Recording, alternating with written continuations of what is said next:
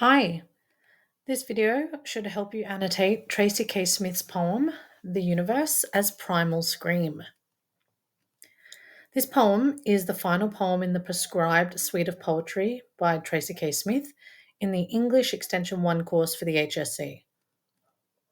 The poem is actually situated in the physical anthology that's titled Life on Mars as the first poem in the fourth section of the whole anthology, and it was published in 2011. Looking at the poem, conveniently, it's also structured in four stanzas, okay, with three of the four stanzas containing 9 lines each. The only exception is actually the final stanza, which only has 7 lines. So the poem is written in free verse, but has a circular structure in the way that it starts and ends with the children or the primal scream. So time is a key feature in the poem, and there is an emphasis on the role that time plays in our lives. Some poetic techniques that Smith fondly uses throughout her poetry is the extended metaphor of the universe. So this time it's as primal scream, but she's also written other poems called The Universe as a House Party and the Universe Original Motion Picture Soundtrack. So she engages textures and layers of figurative language to make comparisons between our world and space. Smith poses large and worldly questions that move beyond the realm or move beyond the human realm into more of the metaphysical spaces that we do not fully comprehend. But she attempts to give us something that we can relate to, where the speaker of the poem really thinks through the consequences of children crying for attention and the screams of a born universe. So she attempts to connect between the metaphysical and spiritual worlds through marrying science and religion. She actually uses quite a few religious allusions in this poem. I think as a process of transformation, perhaps to question life or an afterlife, even, and the existence of a higher power where we fit within it all. Smith also admires the music of language, whereby the words of the poem create drama and tension, really kind of building to a crescendo, to a heightened moment in the poem. This kind of occurs in the final stanza where she leaves readers suspended in thought in the final lines. Okay, so let's try and now identify some techniques throughout the poem. We'll sort of go through it line by line to explore their impact and some of their meaning. So that was really just an overview, and now we'll go through the more specific parts of the poem. Okay, so where does it start? It starts 5 p.m. on the nose, so straight into a particular time of day. She says, they open their mouths and it rolls out, high, shrill, and metallic. Well, we know already that Smith is kind of reimagining the universe here, or reimagining it as a primal scream. But we've got this allusion here to the phases and the beginning of the universe, this kind of cosmic boom of the Big Bang. And again, this primal scream of these siblings, this brother and this sister, this boy and his sister. And you can tell here that she taps into a lot of the kind of music discourse, high, shrill, metallic. It's a nice little tricolon there, but specific words associated with sound. She says, first the boy and then his sister. So I'll highlight that too. First the boy and then his sister. So we've got here a biblical reference, obviously, to the creation story, and a link to the notions of evolution and how we consider and think about evolution. Structurally, the poem sort of starts in the very first stanza. It starts inward. It starts in a home, hearing these screaming siblings, before really moving outward to the effects on the entire universe in kind of stanzas, the end of 2, stanza 3. And then we come back. It brings us back to this kind of deep introspection in the 4th stanza, on the screams of the children. So we really kind of, start inward, start intrinsic, and then we really move out, to the universe. And that really fits in with obviously the title of her poem, The Universe As Primal Scream, and the existence of that extended metaphor that she continues. All right, moving on. She says, occasionally they both let loose at once, and I think of putting on my shoes to go up and see whether it is merely an experiment their parents have been conducting upon the good crystal, which must surely lie shattered to dust on the floor.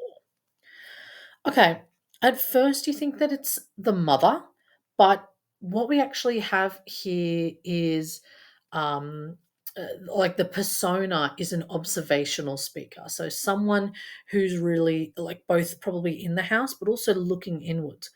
So this persona is evoking a rational and kind of logical thought process about these siblings that are screaming the house down. And I like that Smith uses kind of low modality language, or language that questions. She says, I think, and whether it is. So there's kind of this pondering, or this sense of questioning what's going on and what they can see. Um, it's got a reference in here to their parents have been conducting upon the good crystal, so which must surely lie shattered to dust on the floor. We've got a connection here to Genesis 3:19. It talks about the ephemeral nature of our existence. Um, talking about the dust to dust element. It's discussing kind of life and death, in depth, but also like looking at perhaps a different type of faith, or a different type of understanding of the world, upon the good crystal. Do the owners of this house, or the owners of the siblings, are they someone who believes in this type of stuff? In which case, Tracy K. Smith offers up different opportunities for someone's spiritual identity. Moving on to stanza 2. The speaker starts again with some more low modality. So maybe the mother is still proud of the 4 pink lungs she nursed to such might. So it kind of starts with this false sense of security. Maybe the mother is still proud. It establishes this false sense of security that the mother then is the creator, okay, of these siblings, opposing the biblical creation theory.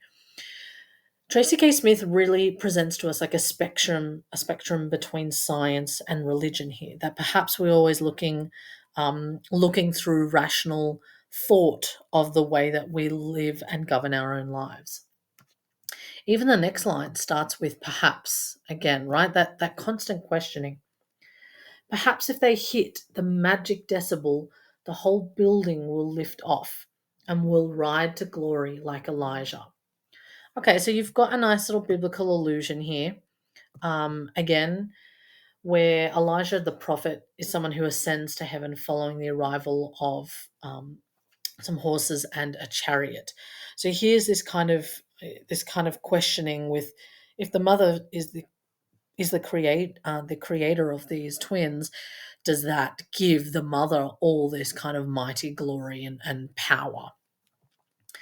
And then the speaker questions, if this is it, and then we've got the dash there, kind of gives us this dramatic pause.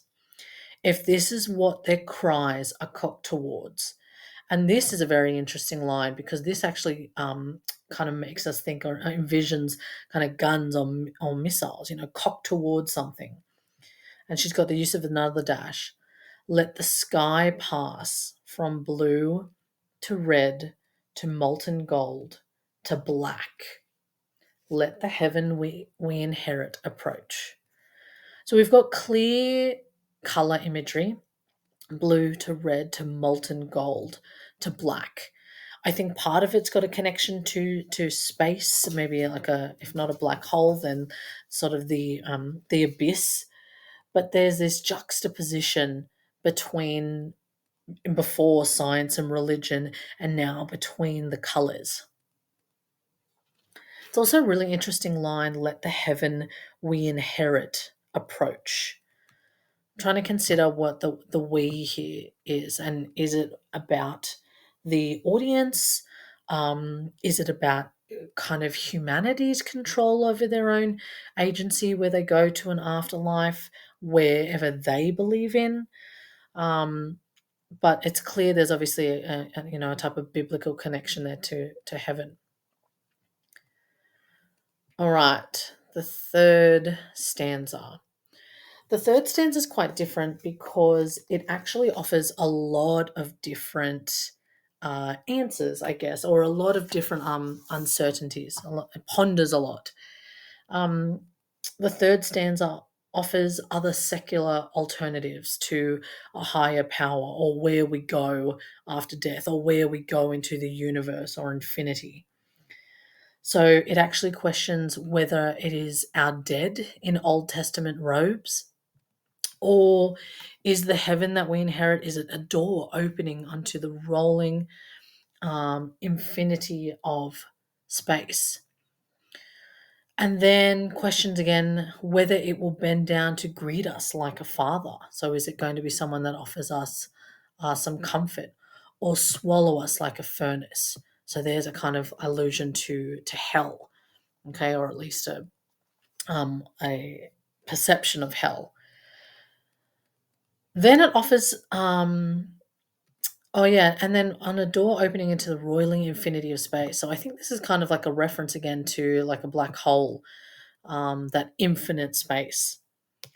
And then it keeps moving and says, I'm ready. So it kind of changes into first person perspective here. I'm ready to meet what refuses to let us keep anything for long. What teases us with blessings bends us with grief. Wizard, thief, the great wind rushing to knock our mirrors to the floor, to sweep our short lives clean. How mean. It's a nice little kind of double entendre, or um, a little internal rhyme here. But and just going back a little bit, we've got in here, we have the internal rhyme in between grief and thief in here. And this is where you can really kind of pick up on the musical elements of Tracy K. Smith's poetic language, okay, her word choice. But this whole stanza here offers us like a juxtaposition, or offers us a bunch of questions about, I wouldn't necessarily say the future, but about the universe, what happens to us. Um, it says, I'm ready to meet what refuses to let us keep anything for long. What teases us with blessings bends us with grief. So you kind of got that contrast between blessings, between grief, and then the oddities or the absurd. Is the higher power or the afterlife wizard a thief, or is it a great wind rushing to knock our mirrors to the floor? Is that kind of focusing on superstition? That superstition of a broken mirror and bad luck. It could be in the same way that it referenced the um, or was it the good crystal in the first stanza as a form of belief? Okay, perhaps here it's talking about superstition and that constant questioning to keep our short lives clean, or to sweep our short lives clean. Interesting to hear that kind of references that life is fleeting. And then again, that use of the caesura. So the fact that this line actually continues into the fourth stanza. So you could read it in two ways. You can read it in this line: wind rushing to knock our mirrors to the floor, to sweep our short lives clean. How mean. Or you take a pause: to sweep our short lives clean. How mean our racket seems beside it. To me that kind of sounds and fits better, but it just kind of shows that there's this, like, the her use of enjambment here continues on um, and back here into the house. How mean our racket seems beside it. I think our racket, obviously talking about the screams of the siblings, but I also think it's talking about humanity. Okay, humanity and life itself. It says my stereo on shuffle. So obviously, the unpredictability or unpredictable nature of having a stereo on shuffle. The neighbor chopping onions through a wall. So now it really brings us back to what you can hear, all right, through the walls of the house. All of it just a hiccup against what may never come for us. Again, I love this fleeting kind of imagery here that in the vastness of the universe and the vastness of time, we are just a hiccup or a blip in the space of that. And that's not to make it sound like we are insignificant, but I guess in terms of the universe, we sort of are. Does that make us think and question what do we do now to make it worthwhile or to make it meaningful? Or can we ever really have those answers? It continues, and the kids upstairs still at it. So here's where you get that kind of that circular structure again, brings us back to the siblings upstairs, screaming their lungs out. The kids upstairs still at it, screaming like the dawn of man. It's a nice little simile there. Again, referencing, I guess, the beginnings of the universe, the beginning and evolution of man. And this last line, very curious, as if something they have no name for has begun to insist upon being born.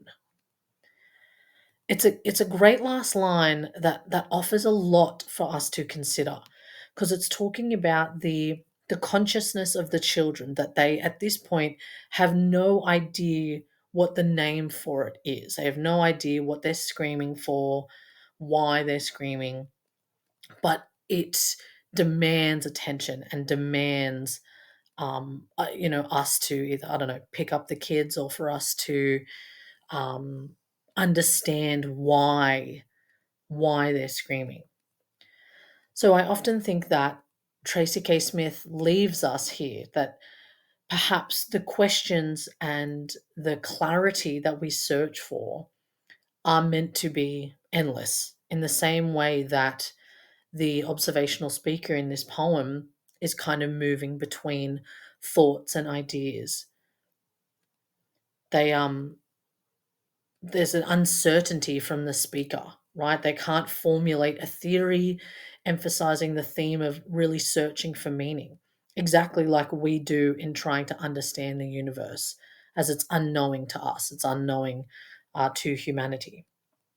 Perhaps the poem is saying that we must find solace in the unknowable, that life is not about answering questions, but rather just building a world, a family, an identity, to learn something new, but to never fully know everything.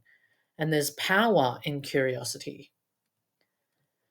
Perhaps one of the other points of her poem is that she's talking about that the birth of life in the present, in the past, in the future, all melds into one another, that the same matter that formed the universe will outlast humans and live on regardless of our existence. I mean, we have to exist to have a consciousness to know that the universe is there, but it's always going to live on more and beyond what we infinitely know. And although it's a complex poem, I think it's got a lot of depth in it. So hopefully that gives you some analysis for the universe as primal scream. Thanks.